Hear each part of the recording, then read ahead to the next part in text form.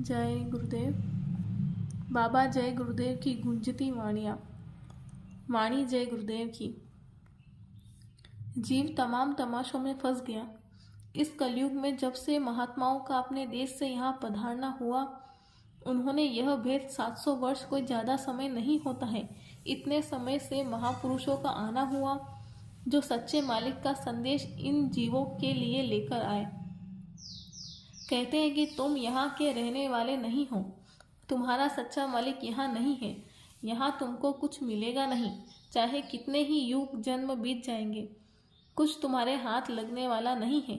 संत महात्मा कहते हैं कि तुम सीधे रास्ते चलो तो हम तुम्हारी मदद करेंगे और सारे भेद तुमको बताएंगे, रास्ते का सब मार्ग भी दिखाएंगे, फिर मालिक से मिला देंगे। महात्मा कहते हैं कि कितने युग कल्प बीत गए, तुम अपने मालिक के पास नहीं पहुँचे और यहाँ पता नहीं कितनों को तुमने मालिक बनाया, पर एक भी ठीक नहीं रहा और कुछ हुआ नहीं।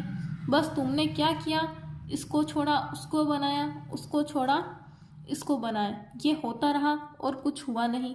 न हमको उनका साथ दिया, न हमने उनका साथ दिया, न वो हमारे साथ रहा। ये दशा हमारी रही और हम इस प्रपंच में फंस गए। इस मृत्युलोक के मालिक ने जो यह मनुष्य शरीर अमोलक बनाया, कोई इसकी पूजा करता नहीं है, जबकि इसमें चेतन जीवात्मा है। पर नहीं, कोई पेड़ लगा दिया, थोड़ी मिट्टी इकट्ठा कर दी, उसी की पूजा करने लगते हो। इसमें यह रूह चेतन जीवात्मा है, उसकी पूजा करनी चाहिए, उस पर दया रहम करना चाहिए। वो आप कुछ करते नहीं हो। अब आप ही बताओ, आपको क्या मिलेगा? जीव तमाम तमाशों में फंस गया। यहाँ यह करो, वहाँ वह करो, और मनुष्य रूपी मंदिर में जो जीवात्मा बैठी है, उसी में हरि का गाठ है, पर उसकी खोज कोई नहीं करता है।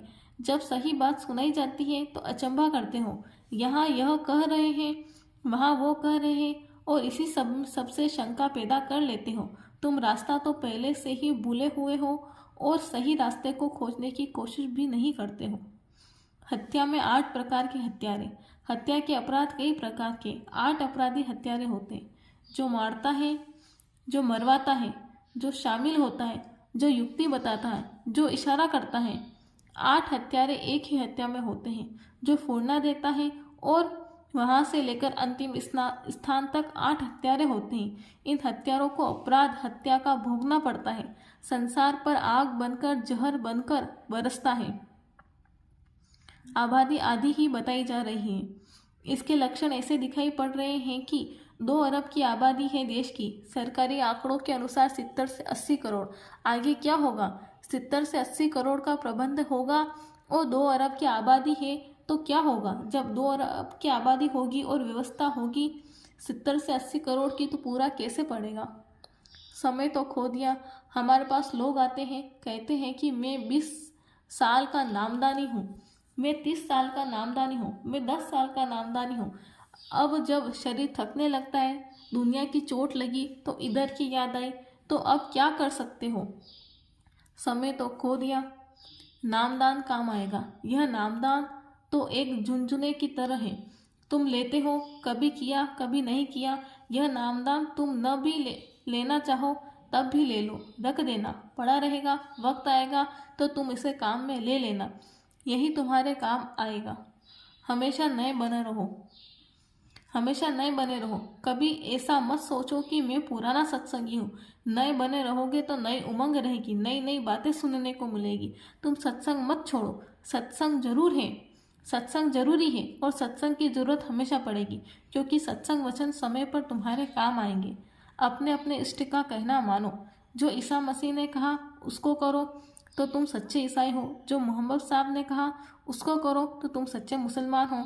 उन लोगों ने तो कहा कि रूहों पर रहम करो, मन इंद्रियों की कुर्बानी करो, रूहों को पाक पवित्र बनाकर खुदा की तरफ लगाओ। सोचो तुम क्या करते हो। एक दिन कंधा देंगे।